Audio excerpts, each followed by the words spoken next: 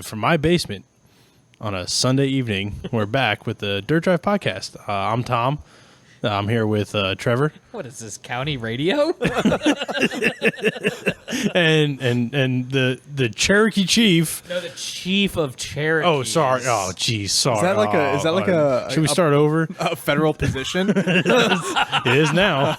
It's a lifetime I position. report to the reservation. It's a lifetime position, so I hope you're prepared for it. That's fine. With superior shitbox knowledge, Tim. Yeah. That's me. The shitbox. Cherokee Chief King Knowledge Master. What is my position again? Your business card is going to be like 15 inches Make long. me a website so I can or make me an email, and that'll be it. The chief of Cherokee.com. At dirtnerdsmotors.com. Oh, Jesus. Anyway, I just need to get into SEMA. Yeah. So yeah, last week we started talking about our builds. I rambled about my YJ for a while. We kind of touched on Trevor's Comanche and its existence.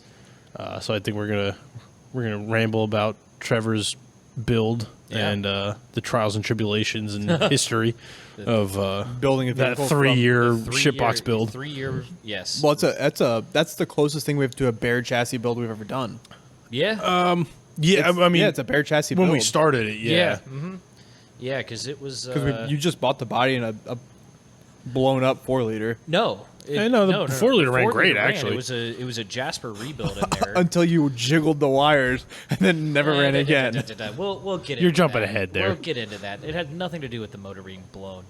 Much like Tom had talked about, at the time, I had a JK that was mildly built, good enough for the trails that we were running. So the plan was... That was your daily driver, too. Yeah, of course. And the plan was to build it over time, kind of like Tom had with the YJ, because he had Scrappy. I forgot about your JK. Yeah, and then Rebel-Con. Rebel-Con, which someone got very, very mad about because it wasn't actually a Rubicon model, but And like all good 3.8s. like It all wasn't- good. it was a 3.8. Yeah, because it was an 07, the very first year JKs. of the Yep. 4-door JK You had to- Wrangler models. To tap the water pump cover to get the water pump back on, and then you sold it immediately. Well, There's more to that story, but yeah, pretty much. yeah, so like any good Jeep, Virginia Clay killed it. We went through Lisa's hole. Clay got all up in the radiator, started having an overheating issue, and we replaced everything in there except for the water pump, because when we went to go put the brand new water pump on, the housing cracked. That's it. Like, under no force, under no stress. All we Yeah. were doing was hand It just tightening down some shattered. bolts, and it literally just cracked in half. So we put the old water pump back on, but of course, one of the bolts had seized in there, so we had to drill the bolt out, tap the hole, put it back on, and it actually ran okay for another 9 or 10 months. Straight to the dealership. Yep. And then I was going up and down some hills on a trip through West Virginia, and it started doing the whole creeping up overheating thing again. And at that point, I was like, you know what? My goal at the time was to keep driving the JK. Eventually, I would buy a truck to tow the Comanche, and that was going to be it. I was going to have those three, kind of like you were talking about last time. They were all going to be a piece of shit, and it wasn't really going to matter much, but thankfully at the time I was able to get a decent amount for the JK. Ended up buying a 2015 GMC Sierra to tow the Comanche with, but the Comanche has been a project for about 3 years now. Bought it from our buddy Greg. 2.5 of which it sat in my driveway. Yeah, it did. Putting that out there. Yep. The other half, it's sitting in my back lot at the shop. sitting at your shop. I'm sensing a theme. Habib's Jeep is at your shop. His Jeep is at your shop. Will's Jeep lived here. At one point, his Jeep was at the shop. Frank's Jeep is at the shop. My Jeep should be at my shop. It lives at your house. But when we first got it, Greg, he'd owned the Comanche since he was 16 years old. Allegedly. Allegedly. But he had completely built it out.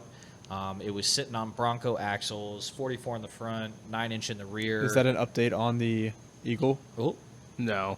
Oh, oh It's boy. cool, though. It's Ooh. Tangent on a crawler hauler. Ooh, okay. I can dig it. I don't know so much. Oh, that's so redneck. I see that all the time. Well, Oh, like you haven't done anything redneck. Screenshot that so I can at least post it to the Facebook page when I post this, so people know what we stopped the episode for. Put your phone down, asshole. But so we ended up buying it. Greg was building out an XJ because he has kids and he wanted to be able to take his kids off-roading. And obviously the Comanche is Comanche is a family vehicle. sure, yeah, with 2 seats. You make it like the Baja and just put 2 seats in the bed. I mean, we told him just to put a truck cab bed, on it. Punch out the back glass. Yeah, and just ride his kids in the back like any good, respectable father should. Well, like I rode in the back when I had to fix something that was stuck on the trail. Was that my truck the second time I broke a CV axle? Probably. I definitely rode in the back up the trail in that Comanche at one point. that Comanche is very, very well known at Big Dogs. It has been going there for quite a long time. Greg himself is actually very excited to see it come back. Yeah, he was in the shop the other day. Yeah, asking nice. about But yeah, so when I first got it from him, it was the only thing we got, and I bought it from him from $750, was the body, the motor, and the transmission. There was nothing else in it for $750. it. You got rear leaf springs. Did we? Yeah, Oh, and a bumper. no, the bumper I had to pay for separately. The bumper was not originally on there. Oh, really? Because originally he was going to put it on his XJ. Yeah. But then I guess he found a really good deal on like 2 brand new Huh. rear metal bumpers. Yeah, I think from he, Dirtbound he bought Yeah, them. we yeah, put 'em he, on. He Yeah. texted me. Yeah, He was yeah, like, Tim and I installed them. yeah, and he was like, "Hey, for another $150, I'll give you the rear bumper that's already designed." And I was like, "Cool, done." Yeah. So that's what's on there now. Your brother then ended up buying an XJ with a blown motor. That's the one that Yes. had the blown motor. This in is it. when our weird tray got. and not just blown, like hole in the side of the block blown. Yeah. Like probably one of the craziest holes I've ever seen in a block. Side note, though, that was the find of the century because that was Oh, a yeah. clean, Oh, my God. rust-free XJ with long arms. Bilstein like, 5100s. yeah, for like $1,200. Yeah, I paid yeah. Did we? 1,100, like Yeah, a thou- maybe 1,000, 1,100 Yeah. bucks Yeah. for it. But still, that was a. But the guy also crazy lived find. out of that Jeep. He Yeah, lived in it that was Jeep in filthy. downtown It was DC. it was Yeah. filthy. It was gross. It was so gross. Yeah. Which I'm really hoping will like clean it. He drives it every week. Yeah, I know he drives it, but I hope he cleaned, cleaned it. In the Okay. back, it had like the whole like built out. Yeah, he had like a The plywood built-in, bunk Yeah. bed where you in could the back. sleep back yeah, there. Yeah, Ugh. yeah. Did we find like a Maxim or something under the back seat? Something like We that. found like something that was like A spank definitely bank? Yeah, it was definitely like an old school spank So bank. when he was Yeah. sleeping in DC at his construction job, he had something to entertain himself. Yeah. But so he needed a motor, and Greg, in his infinite wisdom, since he had owned it since he was a young lad, had done so much crazy wiring to the 4.0 That's in the putting it Comanche. nicely. Yeah, do you want to call that wiring? There was wire nuts in there. If it's Let me wire put it nuts to- in let a, me put it to you this in way. a 12-volt system, it's not wiring. We were more surprised at that point that the Jeep hadn't burned to the ground than anything else. It was a rat's nest of. I remember having like a mild stroke just trying to wire in the radio. Well, because we took the radio out, Yeah. and we're looking back in there like, what does this wire go to? There were And we 17 and we black were- wires and with we were 47 pulling- splices. Yeah, and we were pulling endless wire out of the dash, and finally he just reached his hand in there and grabbed a rat's nest of wires and pulled it out. And I know we took a picture of it on somebody's phone. I just started cutting. Yeah, it was so bad. I don't know what this goes to, but we're gonna cut it. Because at that point I had bought like an unmolested actual Comanche wiring harness and right. a brand new set of gauges that had a tack on there and the whole 9 yards. And we realized We still have that. we do. Yeah, Yeah. we do If still anybody's have it. looking for it, it's for sale. Yeah. But we realized it was going to be easier to do a motor swap than it was to try and sit there and plug everything in one by one, Well, like was our original plan. The biggest problem was we were missing. So much. Oh, yeah, like we were we missing couldn't three-quarters even of the lay engine out the new harness because Yeah. there was nothing to plug into. Mm-hmm. It was just all so spliced together Oh, yeah. and relocated and just Because he put his coilover cage in the Yeah, engine bay. yeah, So he had everything- to move yeah. fuse boxes, move everything. I always remember- And he Well, he didn't put put it the back in a engine- fuse box. He just like left it all, Yeah. like took the plastic fuse Well, box I'm, off okay, and what, left it I'm, what hang. I'm pretty sure happened is that fuse box, in the process of putting all the rest of that crap in, probably got smashed, and over time it just Yeah. broke, and so Probably. all of the fuses Yeah. were literally just dangling everywhere. I'm convinced half the circus didn't have fuses. Oh, yeah. Like Greg, my fondest memory of Greg wheeling that Comanche is riding with him. The night ride? The night ride where Yeah. we kind of got lost? We got not so much lost. We got behind 'cause Greg schedule could read the bark of the tree Yeah. in the dark. by cell That's- phone light. That's how well That's he true. knows the code. And I was He at put the his hand on a campground. tree and said, "We need to go right here." Yeah. And you guys were out in the Renegade, or my dad was out in the Renegade Yep. with my brother. The Yep. first time my dad was out, the Renegade had paper tags on it. Yep. Yeah, and it was and Greg was reading- we were at camp and Greg went, we can do a quick run. We just got to be back before dark because I don't have headlights.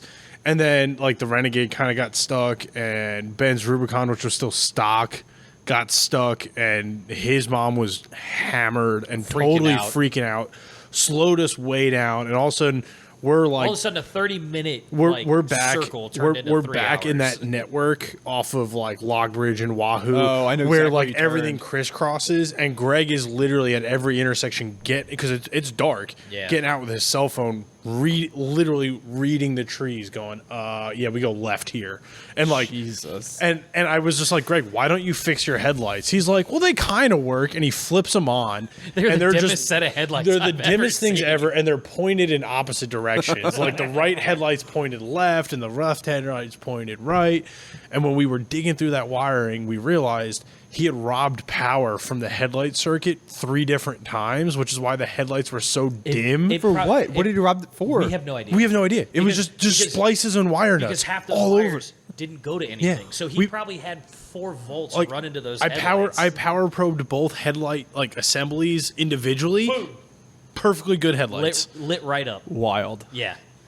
That also goes up there with the coolant temp sensor. Oh my He used to God. freak On out that the the heater thing was core line. always heated. It was always first of all, overheated, he and the freaked- sensor was laying on the side of the He engine block. freaked Well, it was out. also on the heater core line, right? Yeah. The sensor was on the heater core line, but the hoses weren't secured. Yeah. So the They were laying on fitting, the block. the fitting where the sensor was screwed into Was laying on the block. literally laying on the side of the block. Now, remember, he Mint. used to freak out so much about it overheating, he That- actually would run with the hood completely Leave- taken yeah. off. That's right. That's where I learned the water bottle trick from Yeah. him and Wally. Yeah. So we went through all that, and then in the deal of the decade, you needed engine mounts for the Camaro. Yes. Because you were LS swapping it. Still am. Will 3 years needed later. a new motor, and we had decided, hey, that small block Chevy that's in the Camaro, Tom is having a laugh fit over here, would fit inside the Comanche. Yeah. And at that point we decided, you know what? It's going to be easier to motor swap a small block Chevy. 'cause So it's you 3 got wires. the small block from me. Yep. Will got the 4-liter from you, And you then got Will paid me $400 to for get your motor and mounts. transmission Yep. mounts Yep. for I'm convinced That's the the only best deal person ever. that made out on that deal was Tim. Yeah. yeah, and the car still doesn't run. Yeah. My The fiance irony. calls it the paperweight. Yeah. Yeah. You got $400. You got a running Jeep, and Will got a running Jeep, and Yeah. that's it. Yeah. That is the whole deal. And so because You had to do a ton of work. We had to do a ton of work on Will's behalf, Will- and Will- Tim got $400. Will did a ton of work. He was up here for like 2-3 nights straight, covered to his elbows in grease. as he should be. It's Right. his Yeah, Jeep. yeah. Right, and then, anyway, But- continue. So, Greg had a pretty nasty set of axles under that thing out of a Bronco. They were fully built, truss and Gus, the whole 9 yards. Out of And, like a pre-OJ Bronco, like a Yeah, they were out of a 80, no 70s. 70 Bronco? It, wa- it was well, a 9-inch and no. a 44. Greg's were Bronco. Yours are Mine the are F100. F100s, Yeah, yours yeah. are the 70s. Yeah. So his were out of like an 89 Bronco. And he hit, what were those arms that he had? No, it's not 89. It's Or the radius his arms. were Yeah, the his- radius arms. Yeah, But he had his inverted for clearance. So the way he built all of his he has mounts- factory after or fancy aftermarket Dude, he radius did arms. so many weird things to that. But we ended up finding almost an exact copy Of those axles. of those axles From from a now buddy. a friend of ours who actually was a friend of PJ's before that. Lamb Friend of Chop. 7 Slot. Yeah, Lamb Yeah, Chop. he's involved in 7 Slot and all that, and they are It's a Daney 44 front. Daney? What's a Daney. Daney? It's a Daney 44. I was swallowing at the same Yum, time. yum, yum. Dana 44 front and a Ford 9-inch rear.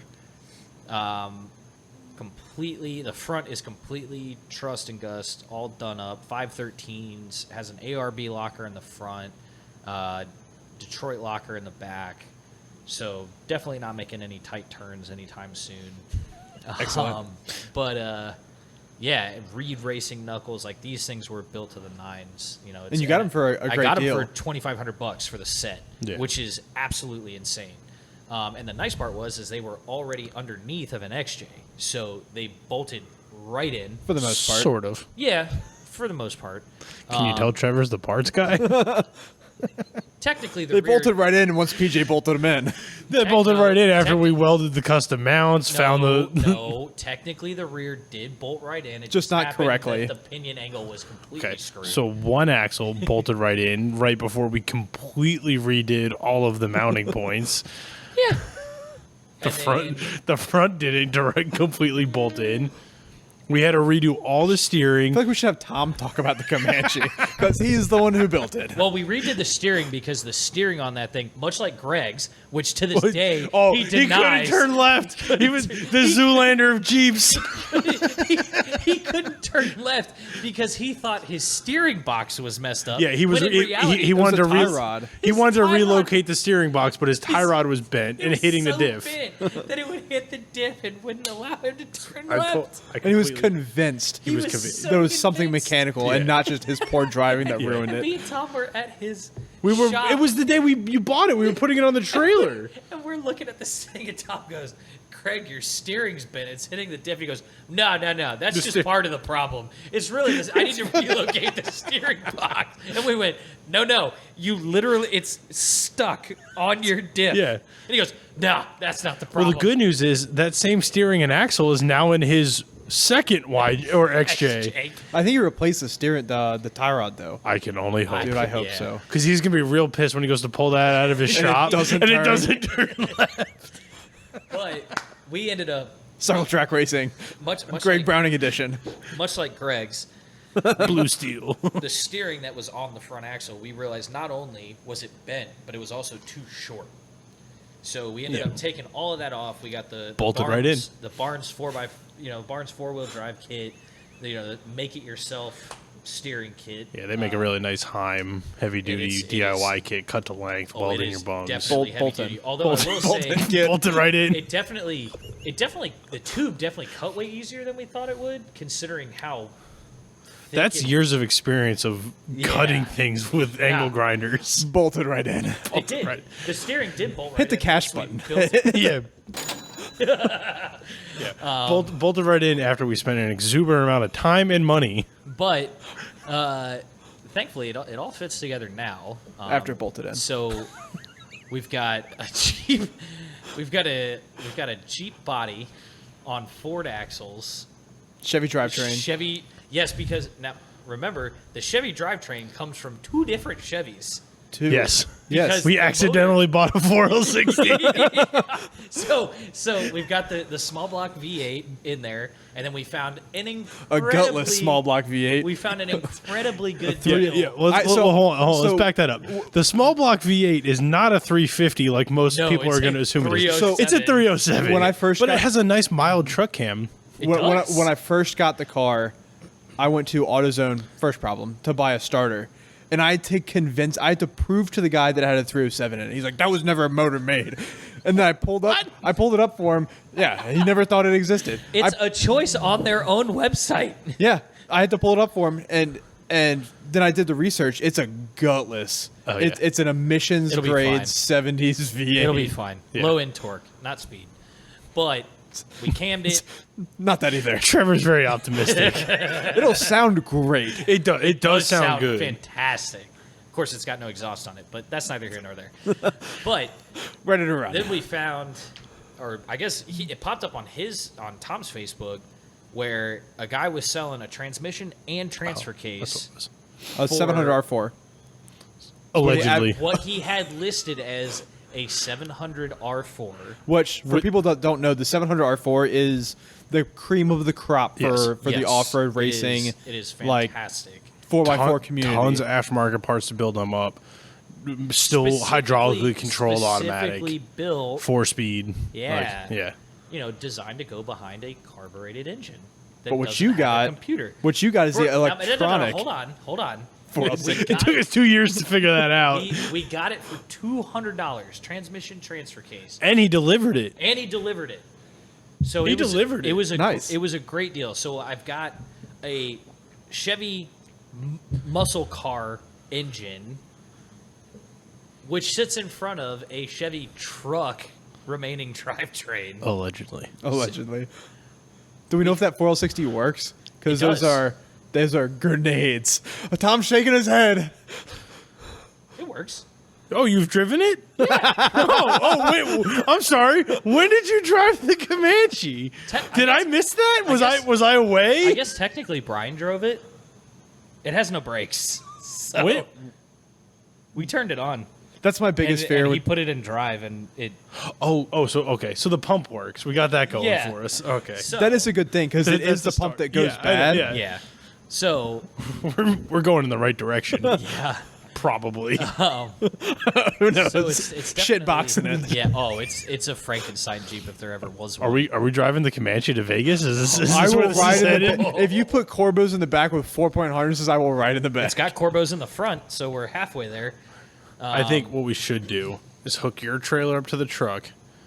And you and I follow him and PJ in the Comanche to Vegas. Hook my trailer up to the Comanche, That seems like a bad idea. That's and I love it. It's going to be like an 18-inch drop hitch. And all of the squat, all the truck squat. Yeah, Nobody because makes airbags that big. it's a what do we put 6-inch lift springs in the front? They're unknown. Yeah, and, Big. we tried. It's a to- Comanche on 37s. Yeah, It's got a lot of lift. It's got a lot. That's of really all lift. you need to know. And yeah, it's gonna be a nice little monster of a rock crawler for sure. Greg already beat the crap out of it, so I really don't care about the body at all, which depressed me a little bit because when we first met him, it was still in relatively flat condition. Relatively.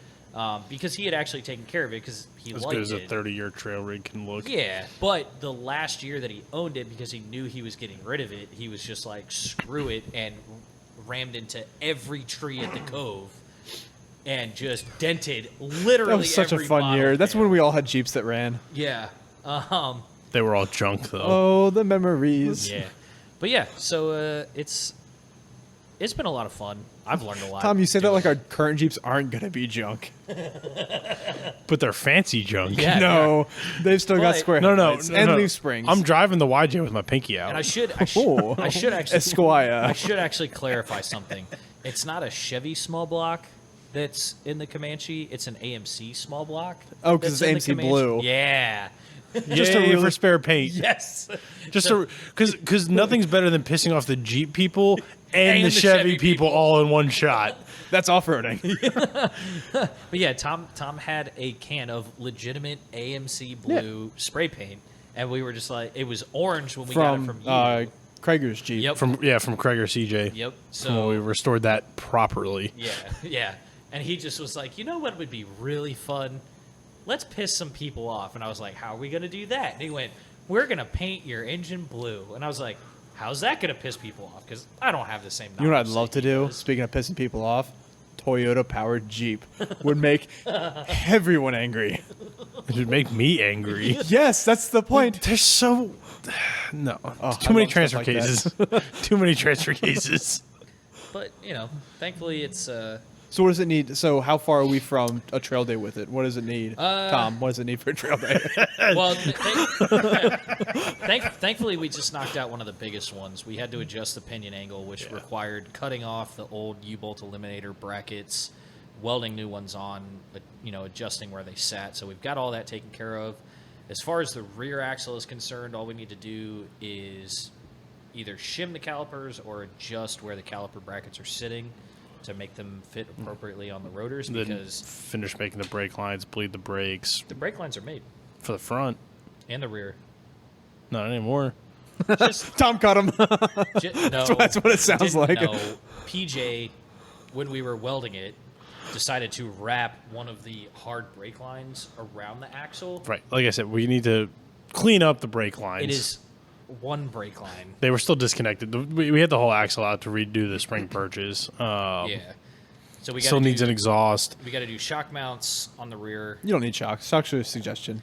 We have the shocks. We just got to relocate the mounts. Yeah. Clean out the bed. Battery's mounted already, right? No, well, In the bed? Yeah. the battery's mounted. We have to weld down Yeah. the Winch. battery box. Lighting, Yep.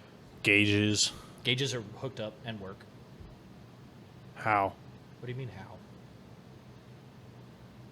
Fuel gauge Did works. Brian do that? I think Brian The worked. fuel gauge would be the only one that would work. Fuel And gauge speed. works. No, speed Oil wouldn't pressure work. works. We're not putting a speedo in there because it's don't need it. never going on the highway. I don't know if that oil pressure would be accurate because the Chevy sending unit's not going to work with the Jeep gauges. Remember, we put Yeah, you got the little aftermarket gauges. Oh, we the did three- get the three aftermarket gauge gauges. pod. Yeah. Yeah. It's been a while. Yeah, Oh, so- well, yeah, you're good. The Oil AutoZone pressure special. works, fuel works, coolant gauge Oh, works. yeah, you're good. Those are That's the all three three we you have need. in That's all you there. need.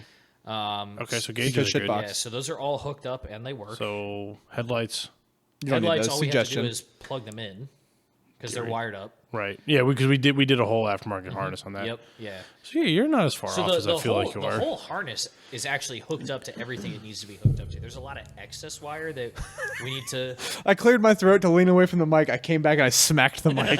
We're still learning, folks. But yeah, thankfully the harness is hooked up to everything it needs to be hooked You know up what we to. should do when the command? Oh, we exhaust. Well, yeah, the exhaust will get taken care of. That's a coyote. We should do a little V8 drag race. Oh God. No, V8 turtle race. And then No, well, turtle race will be boring. technically on the It'll- rear axle we need to figure He's so out. underpowered, he'll win the turtle race. Yeah, but I've got the gearing. Oh, I guess you have I pretty have good the gearing gear- I too. have He's got the gearing too. 513s.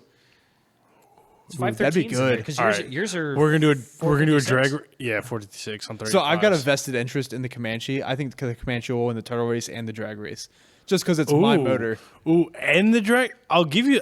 I don't I'll know give if you it'll the win turtle the drag race. He's got a newer V8 in his and a much more powerful V8 I'm a in better his. driver.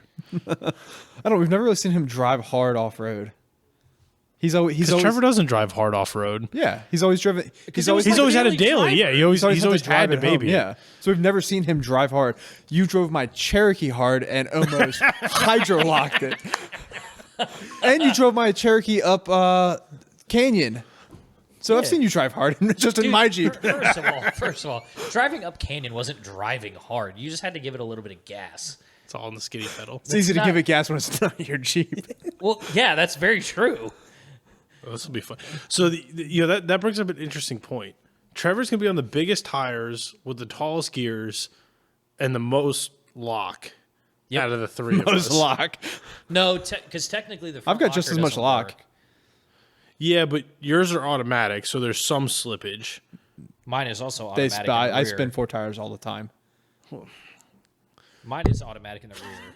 We're still Smack learning, the folks. mics. We're so bad at this. But yeah, I mean, I still think you would. Tom, stop it.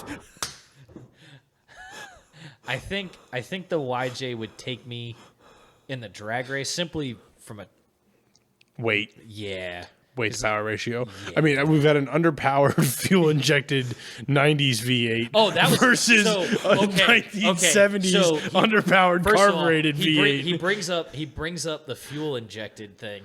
So it's Oh, still that the was fun. stock electronic fuel pump That was a good- in the Comanche, which puts out on average Like 60 psi. Yeah, so we have to regulate it down 1,000%. So here's not the how fun math part. works. Here's the fun part. Be 10 So third.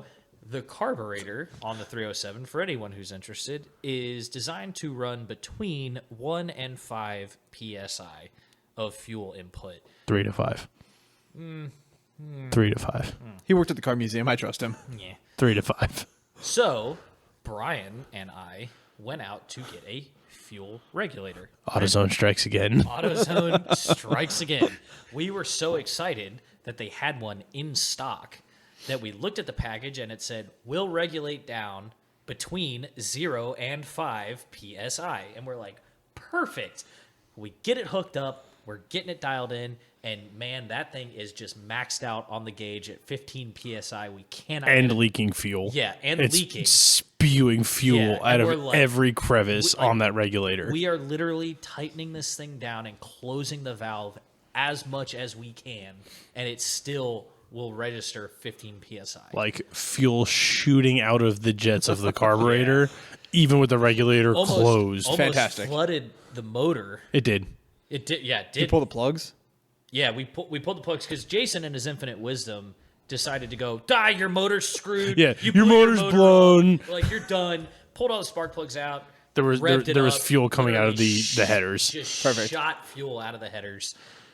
Come to find out, what we failed to read on that package for that fuel regulator was it specifically said not to be used in any application above 15 psi or So it could regulate from fuel- 15 down to 5. If you were Or- running 15 psi or- off the bat. fuel injected systems. Excellent. So it was both of them. Luckily, Someone forgot to repackage packaging. so luckily, Special order. yeah. Now, But it was a special eBay order, wasn't it? That no, Amazon. because it was not as one might think. As I like to call it. I should have not shown you guys those functions on The that. Holly version was $400 And from back Holly. ordered and back infinitely. Luckily, he checks Amazon, finds the Amazon. branded In the zone. Holly same fuel Amazon. regulator. And we get that installed, and lo and behold, when you buy the right fuel regulator, you can regulate it down to the 3 psi that you need to run your engine. And it runs great before Tim tries to adjust the timing. Yeah. Yeah. So Brian got it dialed in and got it running and went, okay, we're 180 degrees out from top dead center, but that'll be fine. It's running. We'll adjust it. Tim, in his infinite wisdom, walks in on that same day and goes, I can help you fix that. Then been a while proceeds since I've to messed with a take the carburetor. distributor back out of this now running motor that has never run inside the Comanche in 2 years, and then it doesn't run anymore. Right. Tim was the one that put it 180. It was running correctly, Yes. thanks to Brian. Yes. Then it was like, we need to adjust it slightly. And Tim's like, it's 2 teeth off. Oink. And he just pulled it out, put it back in, like 30 teeth off the second time. Yeah. And then Brian came over and fixed fixed it. Custom made. So thankfully, He likes it cussing at does it does run now. Thankfully, Like a little redneck gnome. but I mean, thankfully we're not too far off. So I think main Jambos are a realistic timeline to get everything done. We're looking Slightly at the, different list, but probably not as... it's about the same as the YJ. It's a bunch of knick-knacky stuff. Yeah, thankfully now that the rear axle, the pinion angle is taken care of. Yeah. Yeah, it's definitely a bunch of smaller stuff. We're gonna readjust the welds on some of the control arms. Yeah, we just got to finish up all the stuff we did from mock-up and yeah, and get then it solidified and finalized. yeah, and then future plans on it. We want to do full coilovers, front and rear. I mean, the nice thing is The the front structure's there already. It's just a matter of set up for it. redoing the links, which I kind of want to redo anyway. Yeah, so we'll maybe take it to a 4-link, like triangulated 4-link. I'd keep it to 3. 3, yeah. We're already bracketed for the 3. True. We just build new links, move the axle where we need it to for the coilovers. Yeah, but then when we go to coilover in the rear, potentially flatbed. Ooh. Yeah, a little truggy action. Yeah, That'd be nice. yeah. So it'll be a nice, decent little rig. We'd call it the Millennium Manche because I'm a huge Star Wars nerd.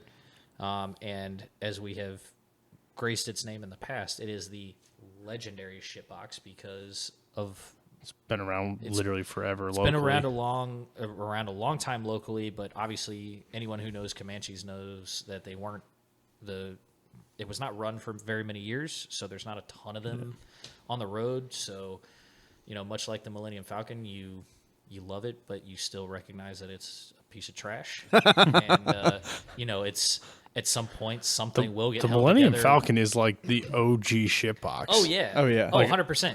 Which, as we alluded to at the end of the last episode, I found a fantastic rear window. So like the old trucks have like the Falcons or the Wolves like howling the It's back even glass. better. It's even Yeah. better. So, to put in perspective, because I'm a Star Wars nerd, I've always wanted a Chewbacca bandolier to go on my seatbelt. Okay, Right? it's like a seatbelt cover. Yeah. So I found one of those, and I went, you know what? I wonder. So you're buying accessories before your Jeep's even done. Oh yeah, yeah. Isn't that how it's supposed to be yeah. done? What are you talking about? I guess. But in my infinite wisdom, I went, you know what? I bet they make some kind of Star Wars rear window cover. And I found the best one. And it is the rear view of Han and Chewie going into Lightspeed. That's awesome. And So that's what's good. going to go on my rear view. It's so The only good. time it'll ever see anything close to Lightspeed is when it's on a trailer. Or driving. Or rolling down the hill. or I was driving, gonna say when the brakes go out and it Or- rolls straight down a hill, unoccupied or into a driving tree. in the snow with the headlights on. Yeah, I've got the rule that when the state brings out the graders for snow, I will bring out my Jeep. Yeah, But yeah, so, I mean, thankfully to turn it into like a real nasty rock crawler, it won't, there's not a lot that's going to have to be done to it. it's Because kind of there already. yeah, it's kind of already there. So Beefy axles. yeah, I mean, Beat up body, I big couldn't, tires, I couldn't be more lockers. happy with the axles, honestly. Cause Yeah, it was such a good find. That was an incredible. To make it a find. really good rock crawler, all you need is a shitty driver and bounce it off of trees. Excellent rock crawler. So Greg's an excellent rock crawler at that point. I But, mean, he did manage to explode a new Bronco. Greg. Greg exploded a new Bronco? Yeah, he was guiding Kevin. Okay. Let's. No. We'll have a whole Because Bronco issue. according to episode. Adrian, Kevin drives like a maniac. So Yeah, following Greg, who also drives like a maniac. I will concede that point to you, sir. Greg likes to go down ATV trails for some reason. I don't know why. I can't wait to hear the story. I think Kevin's coming in on tomorrow, actually. Yeah, as of yeah, recording tomorrow. Getting Yeah. RCVs. Yeah. Nice. Yeah, it's IFS for the Adrian's obsessed with it. RCVs. Send the check. Send the check. Bronco. No, hit the other button for Bronco. Bronco. Is that because it's a joke? Yeah. That's a Bronco joke. All right, guys. That's it. That's all we got for you this week. Tune in next week. I will talking.